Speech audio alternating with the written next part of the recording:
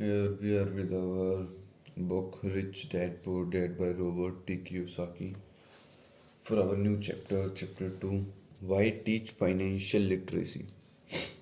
It's not how much money you make, it's how much money you keep.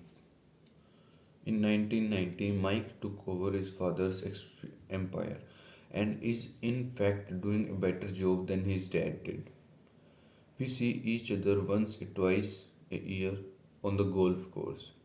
He and his wife are wealthier than you could imagine. Rich Dad's empire is in great hands, and Mike is now grooming his son to take his place as his dad had groomed us. In 1994, I retired. I was 47 and my wife Kim was 37. Retirement does not mean not working. For us, it means that bearing unforeseen cataclysmic changes. We can work or not work, or our wealth grows automatically. Staying ahead of inflation, our assets are large enough to grow by themselves. It's like planting a tree. You water it for years and then one day it doesn't need you anymore. Its roots are implanted deep enough, then the tree provides shade for your enjoyment.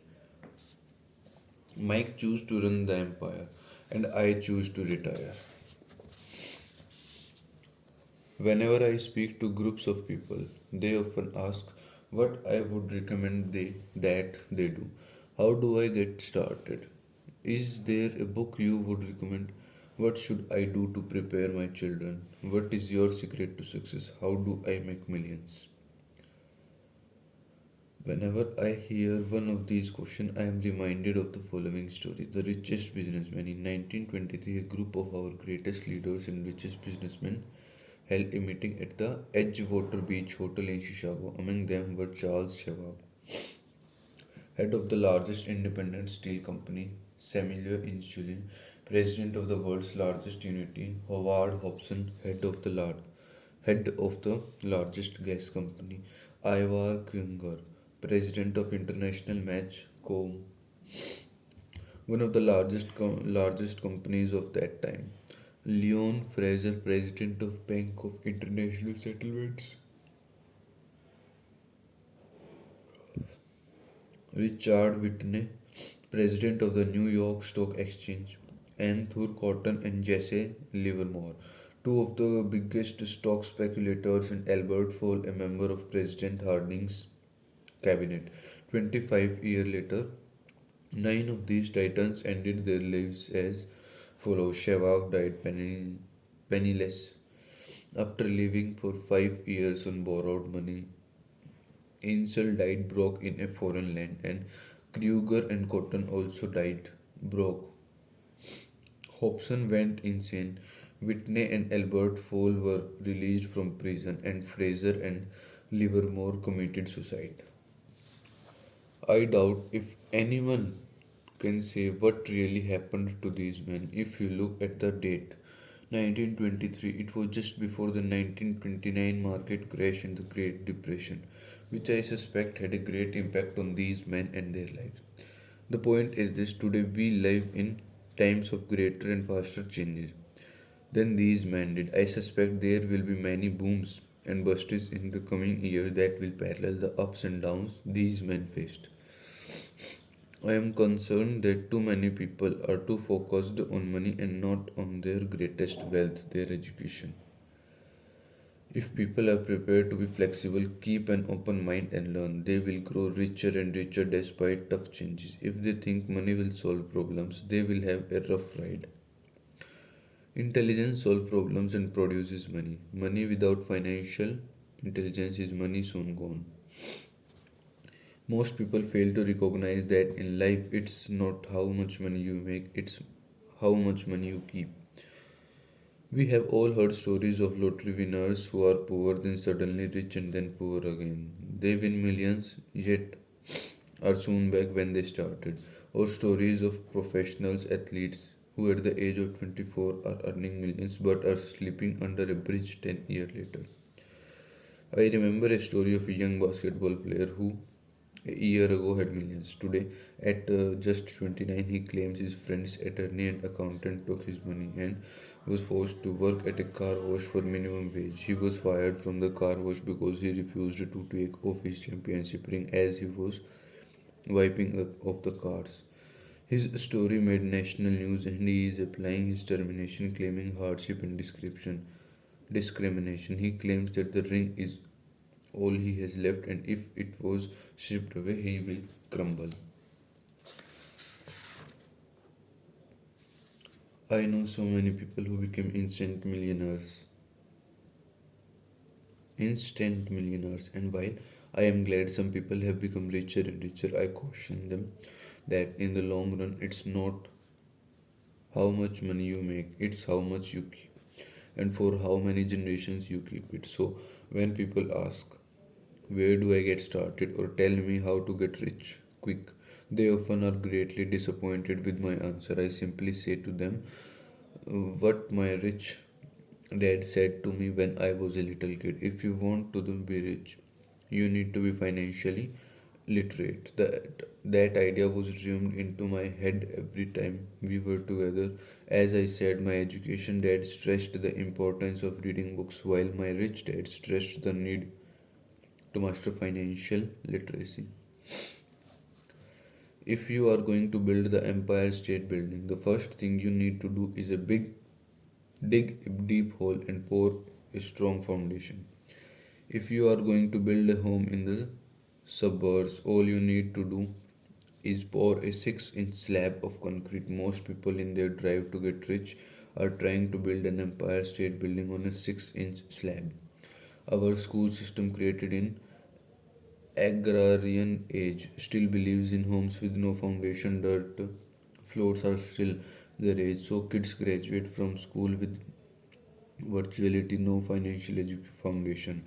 One day, sleepless and deep in debt in Siberia, living the American dream, they decide that the answer to their financial problem is to find a way to get rich quick. Construction on the skyscraper begins. It goes up quickly and soon, instead of Empire State Building, we have the Learning Tower of Siberia. The sleepless nights return.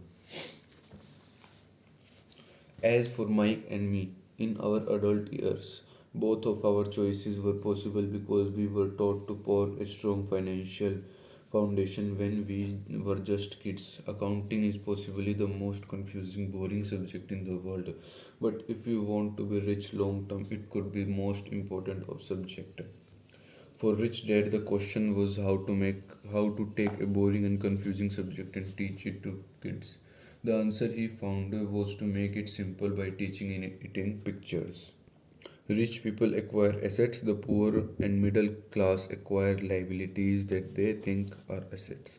My rich dad poured a strong financial foundation for Mike and me since we were just kids. He created a simple way to teach us. For years, he only drew pictures and use few words. Mike and I understand the simple drawings, the jargon, the movement of money, and then a year later, Rich Dad began adding numbers. Today, Mike has gone on to master much more complex and sophisticated accounting analysis because he had to in order to run his empire. I am not sophisticated because my empire is smaller, yet we come from the same simple foundation. Over the following pages, I offer to you the same simple line drawing Mike's dad created for us through basic those drawing helped guide two little boys in building great sums of wealth on a solid and deep foundation. Rule 1. You must know the difference between an asset and liability and buy assets. If you want to be rich, this is all you need to know. It is rule number 1. It is the only rule. This may sound absurdly simple, but most people have no idea how profound this rule is. Most people struggle financially because they do not know the difference between an asset and a liability. Rich people acquire assets, the poor and middle class acquire liabilities that they think are assets, said Rich Dad. When Rich Dad explained this to Mike and me, we thought he was kidding. Here we were nearly teenagers and waiting for the secret to getting rich, and this was his answer. It was so simple that we stopped for a long time to think about it. What is an asset? Asked Mike. Don't worry right now, said Rich Dad. Just let the idea sink in. If you can comprehend the simplicity, your life will have a plan and be financially easy. It is simple. That is why the idea is missed. You mean all we need to know is what an asset is. What an asset is, acquire them and we will be rich, I asked. Rich Dad nodded his head. It's that simple. If it's that simple, how come everyone is not rich? I asked. Rich Dad smiled because people do not know the difference asset between an asset and a liability. I remember asking how could adults be so misguided if it is that simple, if it is that important, why would everyone not want to find out? It took Rich Dad only a few minutes to explain what asset and liability were. As an adult, I have difficulty explaining it to other adults. The simplicity of the idea escapes them because they have been educated differently. They were taught by other educated professionals such as bankers, accountants, real estate agents, financial planners, and so forth. The difficulty comes in asking adults to unlearn or become children again. An intelligent adult often feels it is demeaning to pay attention to simplistic definitions. Rich Dad believe in KISS principle. Keep it simple and stupid. Keep it super simple. So he kept it simple for us, and that made our financial foundation strong. So what causes the confusion? He could something so simple be so screwed up. Why would someone buy an asset that was really a liability? The answer is found in basic education. We focus on the word literacy and not financial literacy. What defines something to be an asset or a liability are not words. In fact, if you really want to be confused, look up the words asset and liability in the dictionary. I know the definition may sound good to a trained accountant, but for the average person, it makes no sense. But we adults are often too proud to admit that something does not make sense. Asset and liability. An asset puts money into in my pocket. A liability takes money out of my pocket. To us young boys, Rich Dad said what defines an asset are not words but numbers. And if you can't read the numbers, you can't tell an asset from a hole in the ground. In accounting, Rich Dad would say it's not the numbers but what the numbers are telling you. It's just like words. It's not the words but the story the words are telling you. If you want to be rich, you have got to read and understand numbers. If I heard that once, I heard it 1,000 times from my rich dad. And I also heard the rich acquire assets and the poor and middle class acquire liabilities. Time, less rich dad wisdom. Learn, unlearn, relearn. This quote from futurist Alvin Toffler mirrors what Rich Dad told me 2 decades ago. The illiterate of the 21st century will not be those who can't read and write, but those who can't learn, unlearn, and relearn. It means if anyone can't learn, unlearn, and relearn, he is illiterate. Instead of the person who can read or write. I think in today's generation, everyone can read and write. Everyone can read and write. Here is how to tell the difference between an asset and a liability. Most accountants and financial professions do not agree with the definition, but these simple drawing were the start of strong financial foundations for two young boys. This is the cash flow pattern of an asset. Asset liability. income statement income expense ये है जो हम जिस चीज़ में पैसे लगाते हैं asset and liabilities क्या सो एसेट्स में पैसे लगाओ या फिर लिएबिलिटीज़ में पैसे लगाओ अब हमारे पास पैसे आएंगे कहाँ से इनकम से आएंगे अब इनकम है तो कुछ तो एसेट्स में जाएंगे कुछ लिएबिलिटीज में जाएंगे और कुछ एक्सपेंसेस में जाएंगे जो हमारी सेविंग होती है ना जैसे income minus expense is equal to saving होती है सेविंग जाती है इधर एसेट और लिएबिलिटी में अब ये बात डिसाइड कर दी है कि हम लोग एसेट यूज़ करते हैं या फिर लिएबिलिटीज चूज़ करते हैं तो अगर हम एक्सपेंसेस में से माइनस करके जो सेविंग लाइबिलिटीज़ में डालेंगे वो दोबारा हमको रिटर्न नहीं देगी, बट एसेट्स हमको दोबारा रिटर्न देंगे। लाइबिलिटी जैसे हाउस हो गया, होम हो गया, और कार हो गई, ये चीज़ हमको दोबारा रिटर्न नहीं देगी, खासकर उतना जितना इनमें इन्वेस्ट किया था। But assets just like stocks, real estates, etcetera etcetera and many things, SIP, interest, everything is counted in assets, and they are going to increase our income day by day. Not day by day, but after a long period of time. Okay, start. The top part of the diagram is an income statement, often called profit and loss statement. It measures income and expenses, money in and money out. The lower part of the diagram is balance sheet. This is balance sheet. It's called that because it's supposed to balance assets against liabilities. Many financial novices do not know the relationship between the income statement and the balance sheet, and it is vital to understand that relationship.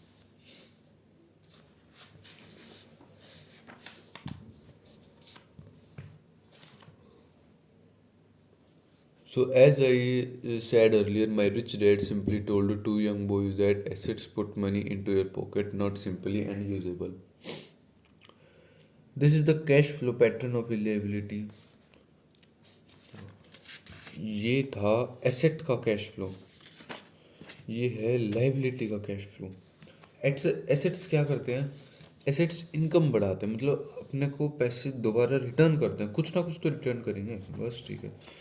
और liabilities क्या करेंगे? जो expenses हैं उनको बढ़ाएंगे, वो अपनी जेब में आना नहीं है, वो वहीं का वहीं निकल जाना है। ये देखो, इनकम तो बढ़ी ही नहीं, पैसे जो आने थे वो तो आए नहीं, एक्सपेंस ही एक्सपेंस बढ़ाए जा रहे हैं, मतलब खर्च ही खर्च हो रहे हैं, तो उनको लायबिलिटी बोला है।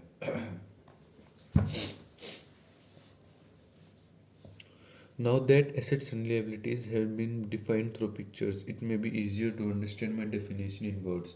An asset is something that puts money in my pocket whether I work or not. A liability is something that takes money out of my pocket. This is really all you need to know. If you want to be rich, simply spend your life buying or building assets. If you want to be poor or middle class, spend your life buying liabilities. Illiteracy, both in words and numbers, is the foundation of financial struggle. If people are having difficulties financially, there is something that they don't understand either in words or numbers. The rich are rich because they are more literate in different areas than people who struggle financially. So, if you want to be rich and maintain your wealth, it's important to be financially literate in words as well as numbers. The arrows in the diagrams represent the cash flow of cash or cash flow. Numbers alone mean little, just as words out of context mean little. It's the story that counts in financially reporting. Reading numbers is looking for the plot, the story of where the cash is flowing. In 80% of most families, the financial story paints a picture of hard work to get ahead. However, this effort is for naught because they spend their lives buying liabilities instead of assets. This is the cash flow pattern of a poor person. Income, salary, expenses, enough. Job, income से salary और फिर expenses. No assets, no liabilities.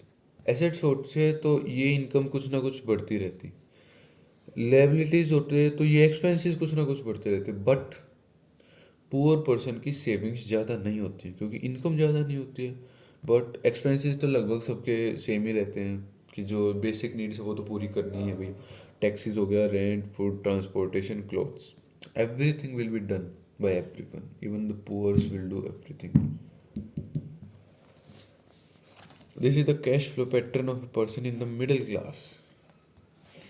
Middle class क्या करता है? Job, salary, then liabilities. Mortgage हो गया, car loans, credit card डेब्ट, school loans. Liabilities expenses बढ़ाएंगे, बिल्कुल बढ़ाएंगे भैया, क्यों नहीं बढ़ाएंगे। तो मिडिल क्लास का ये है। बट रिच रिच पर्सन क्या करेगा? अपना पैसा इधर लगाएगा एसेट्स में। This is the cash flow pattern of A rich person. Income statement, income, expenses, assets, liabilities. Assets में क्या गया, real estate, stocks, bonds, notes, intellectual property.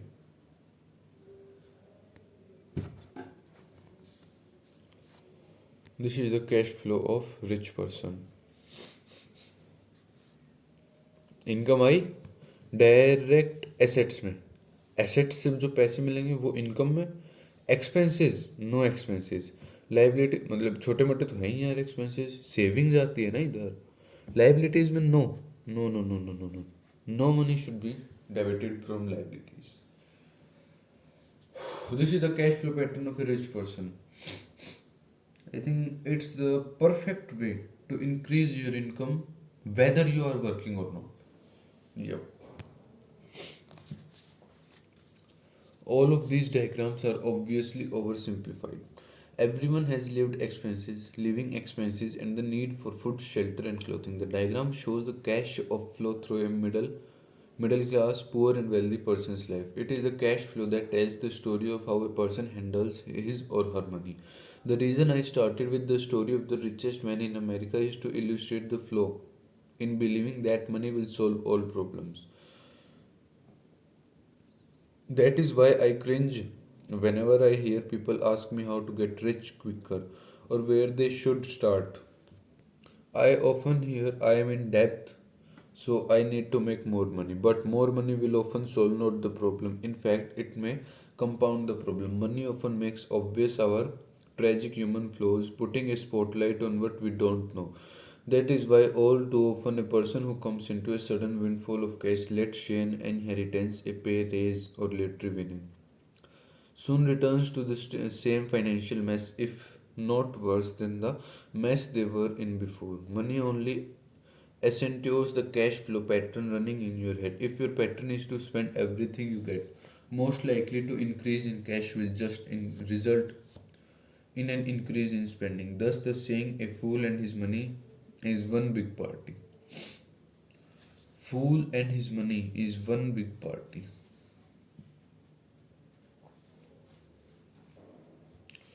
I have said many times that we go to school to gain scholastic and professional skills, both of which are important. We learn to make money with our professional skills. In the 1960s, when I was in high school, if someone did well academically, people assumed that bright student would be on the medical doctor because it was a professional with the promise of the greatest financial reward. Today, doctors face financial challenges I wouldn't wish on my worst enemy. Insurance companies taking control of the business, managed healthcare, government interventions, and malpractice lawsuits. Today, kids want to be famous athletes, movie stars, rock stars, beauty queens, or CEOs because that is where the fame, money, and prestige are. That is the reason it is so hard to motivate kids in school today. They know that professional success is no longer solely linked to academic success as it was once. Because students leave school without financial skills, millions of educated people pursue their profession successfully, but later find themselves struggling financially. They work harder, they don't get ahead. What is missing from their education is not how to make money, but how to manage money. It's called financial aptitude. What about what you do with the money? Cash flow tells the story of how a person handles money. Once you make it, how to keep people from taking it from you, how to keep it longer, and how to make that money work hard for you. Most people don't understand why they struggle financially because they don't understand cash flow. A person can be highly educated, professionally successful, and financially illiterate. These people often work harder than they need to because they learned how to work hard but not how to have their money work hard for them. How the quest for a financial dream turns into a financial nightmare. The classic story of hardworking people has set a pattern. Recently married, the happy, highly educated young couple now shared a compared rented apartment. Immediately, they realize they are saving money because two can live as cheaply as one. The problem is the apartment is cramped. They decided to save money to buy their dream home so they can have kids. They now have two incomes. They begin to focus on their career. Their income begins to increase. As their income go up, their expenses go up as well. Income बढ़ी, सीधा expense बढ़ा दिया, कोई saving नहीं, कोई assets में नहीं, कोई लाइबिलिटीज में। इसमें तो वैसे भी नहीं जानी चाहिए, एसेट्स में जानी चाहिए ताकि इनकम बढ़ती रहे, बट इनकी बढ़ी, इन्होंने ये स्टेप नहीं लिया, इन्होंने लिया एक्सपेंस बढ़ाए। बड़ा घर लेने की चाहिए उसमें छोड़ो ये तो क्या ही बोलना, बट इनकम के साथ साथ एक्सपेंस बढ़ा दिए। नहीं, इनकम उतनी ही, मतलब इनकम बढ़नी चाहिए, एक्सपेंस उतनी ही रहनी चाहिए जितनी थोड़ी इनकम में थे, तब जाके सेविंग ज़्यादा होती है ना। The number one expense for most people is taxes. Many people think it's income tax, but for most Americans, their highest tax is social security. As an employee, if it appears as if the social security tax combined with the Medicare tax is roughly 7.5%, but it's really 15% since the employer must match the social security amount. In essence, it is money the employer can't pay you. On top of that, you still have to pay income tax on the amount deducted from your wages for security tax. Income you never received because it went directly to social security through withholdings. Going back to the young couple, as a result of their financial income increasing, they decide to buy the house of their dreams.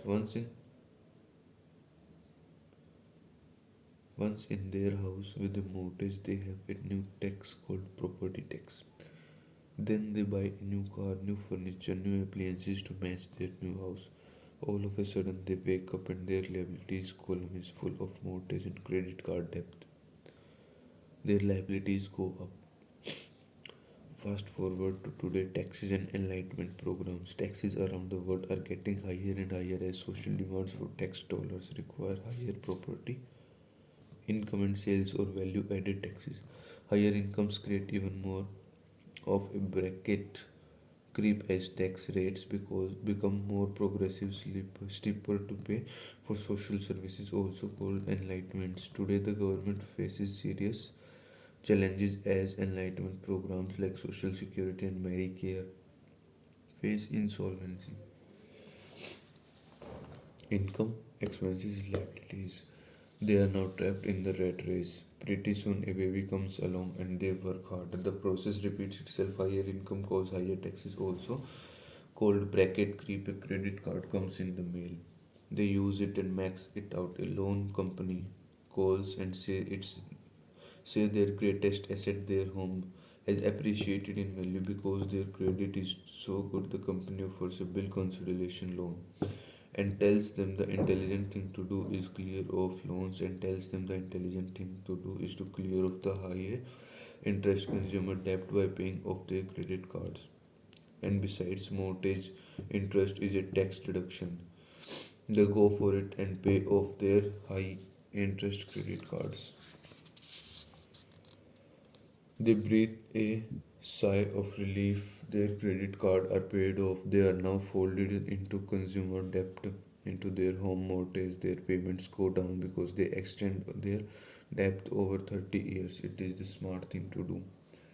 Still true today. Credit card debt. Today, based on 2021 stats, US consumer credit card debt is at an all time high.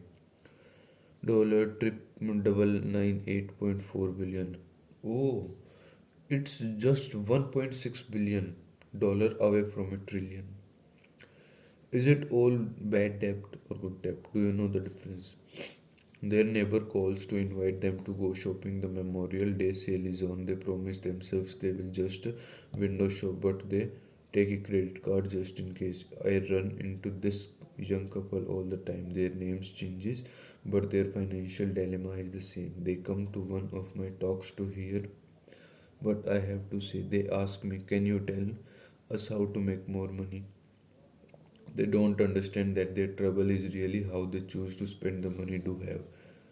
They do have it caused by financial illiteracy and not understanding the difference between an asset and a liability. More money seldom solves someone's money problem. Intelligence solves problem. There is a saying a friend of mine's. uses over and over to people in depth. If you find you have dug yourself into a hole, stop digging. As a child, my dad often told us that the Japanese were aware of three powers: power of sword, jewel, and the mirror.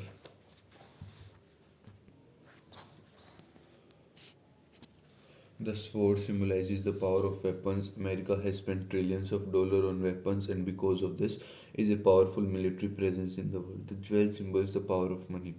There is some degree of truth to the saying. Remember the golden rule: he who has the gold makes the rule. The mirror symbolizes the power of self knowledge. This self knowledge, according to the Japanese legend, was the most treasured of the three. All too often, the poor and middle class allow the power of money to control them by simply getting up and working harder, failing to ask themselves if what they do makes sense. They shoot themselves in the foot as they leave for work every morning. By not fully understanding money, the vast majority of people allow its awesome power to control them. If they used the power of the mirror, they would have asked themselves, does this make sense? All too often, instead of trusting their inner wisdom, that genius inside, most people follow the crowd. They do things because everybody else does them. They conform rather than caution. Often, they mindlessly repeat what they have been told. Diversify. Your home is an asset. Your home is your biggest investment. You get a tax break for being into greater depth. Get a safe job, don't make mistakes, don't take a risk. A person can be highly educated, professionally successful, and financially illiterate. It is said that fear of public speaking is a fear greater than death for most people. According to psychiatrists, the fear of public speaking is caused by the fear of ostracism, the fear of standing out, the fear of criticism, the fear of ridicule, and the fear of being an outcast. The fear of being different prevents most people from seeking new ways to solve their problems. That is why my educated dad said the Japanese valued the power of mirror the most. For it is only when we look into it that we find truth. Fear is the main reason that people say play it safe, that goes for anything, be it sports, relationships, careers, or money. It is that same fear, the fear of ostracism, that causes people to conform to and not question commonly accepted opinions or popular trends. Your home is an asset, get a bill consolidation loan, get out of debt, work harder, it is a promotion. It's a promotion.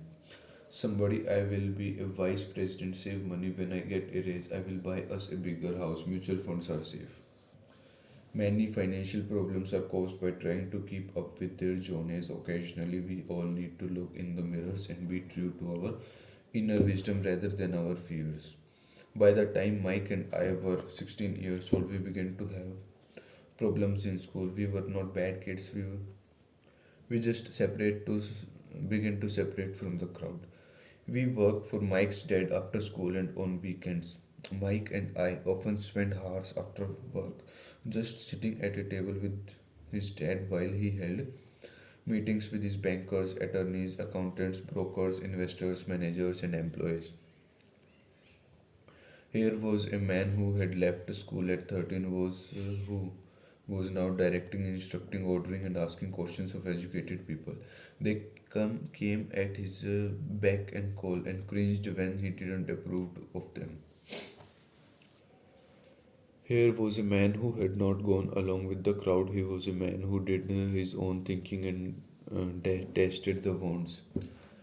He, we have to do it in a way because that's the way everyone else does it. He also hated the word can't. If you wanted him to do something, just say, I don't think you can do it. Timeless rich dad wisdom. Who's on your team? Rich dad surrounded himself with the men and women who were specialists, attorneys, accountants, brokers, and bankers, and Kim. And I have done the same. Today, of our team advisors is among our greatest assets. What's more important than money? An entrepreneur's team. Who's on yours?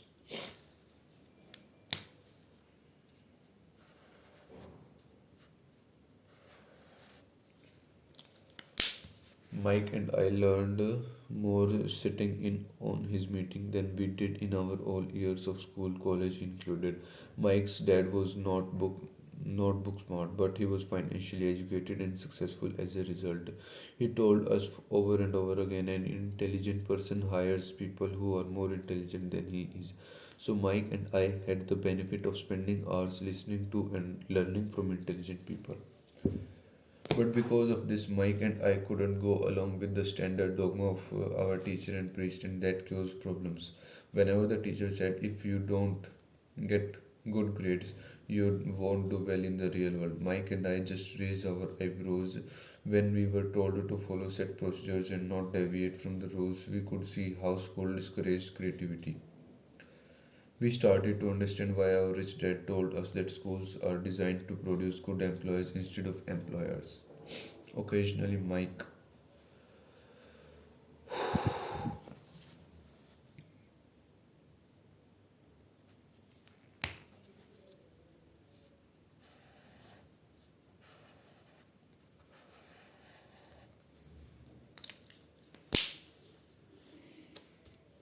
Occasionally, Mike or I would ask our teacher how what we studied was applicable in the real world or why we never studied money and how it worked.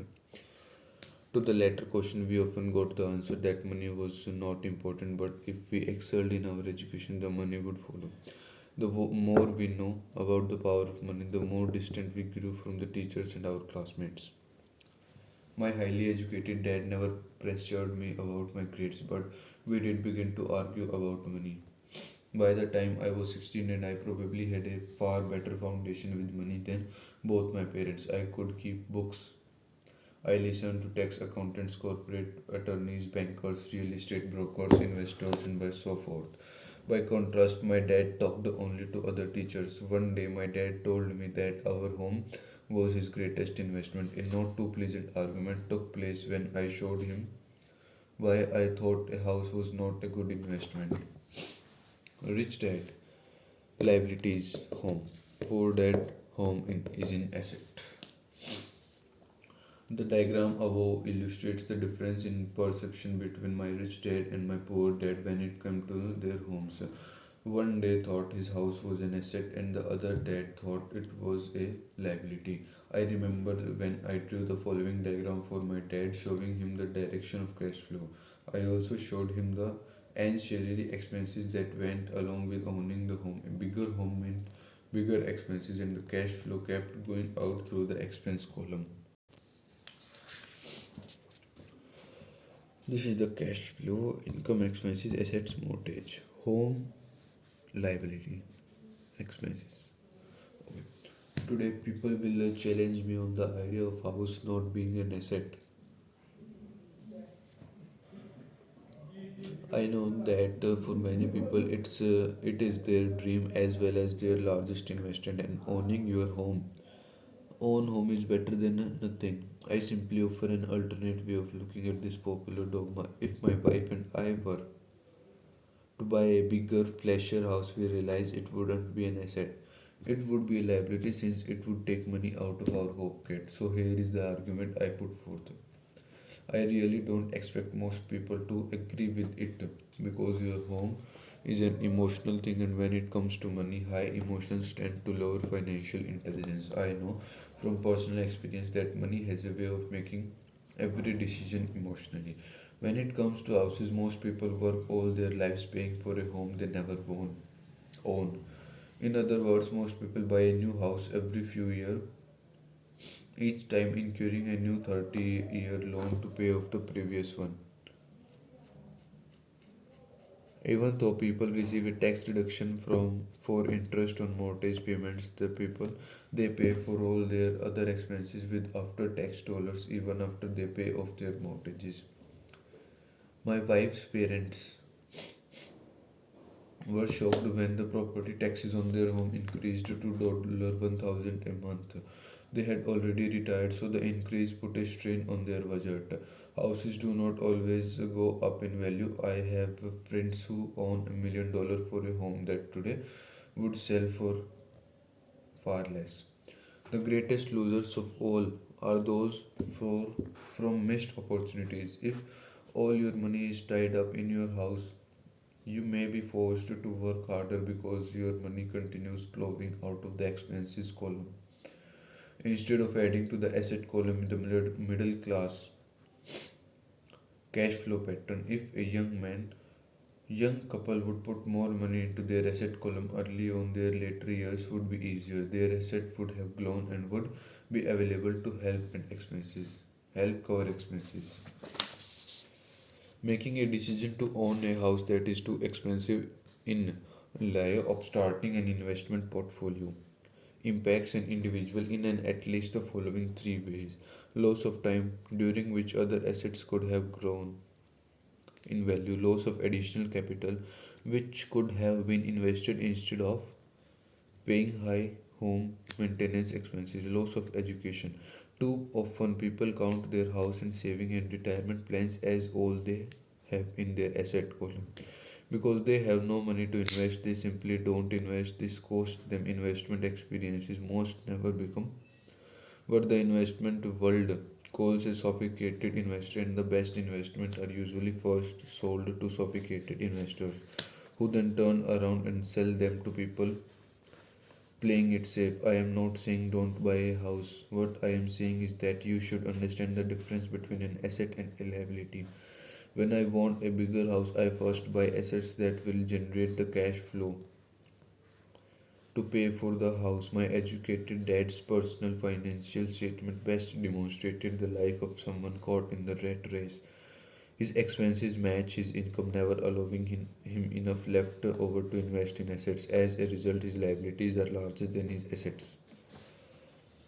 In the illustrations below, the left shows my poor dad's income statement. It is worth 1,000 words. It shows that his income and expenses are equally while his liabilities are larger than his assets. My rich dad's personal financial statement on the right reflects the results of a life dedicated to investing and minimizing liabilities.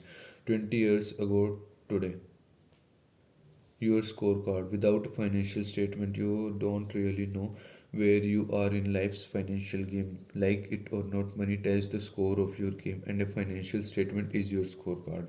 Banks want financial statements, income statement, and balance sheet to know how well you are scoring in your life's financial game. Poor dad's financial statement, rich dad's financial statement, income expenses. Poor dad financial statement, income भी उतनी expenses भी उतने। Rich dad की income ज़्यादा है, expenses कम है, क्योंकि इसके पास पुअर डैड के पास एसेट्स कम है, लाइबिलिटीज़ ज़्यादा है। बट रिच डैड के पास एसेट्स ज़्यादा है, लाइबिलिटीज़ कम है। एसेट्स ज़्यादा है तो इनकम ज़्यादा होगी, क्योंकि एक्सपेंसेस कम है तो एसेट्स में ज़्यादा है और बढ़ोतरी बढ़ोतरी बढ़ोतरी। इसको बोलते हैं कंपाउंडिंग या compounding. Why the rich gets richer. A review of my rich dad financial statement shows why the rich gets richer. The asset column generates more than enough income to cover expenses, with the balance reinvested into the asset column. The asset column continues to grow, and therefore the income it produces grows with it. The result is that the richer gets richer. उसके पास rich के पास assets ज़्यादा हैं तो income ज़्यादा होगी, but expenses कम है। Expenses कम है तो जो इनकम में से सेविंग हुई है वो ज़्यादा है, वो दोबारा एसेट्स में लगाएगा। एसेट्स में दोबारा लगाएगा तो और ज़्यादा इनकम होगी, और ज़्यादा इनकम तो सेविंग ज़्यादा। This is called the compounding as we talked. Why the middle class struggle. The middle class finds itself in a constant state of financial struggle. This primary income is through their salary. As their wages increase, so do their taxes. Their expenses tend to increase in proportion to their salary increases. Hence, the rat race. They treat their home as their primary asset instead of investing in income producing assets. Income, expenses, assets, liabilities. Middle class के पास income भी उतनी ही है, expensive मतलब income बढ़ेगी तो expenses भी बढ़ेंगे, और वो पुट करेंगे अपनी सेविंग लाइबिलिटीज़ में, जो कि पैसे मतलब आपकी जेब से निकालते हैं, लाइबिलिटी डालता नहीं है, तो एक्सपेंसेस ही बढ़ा रहा है इनडायरेक्टली।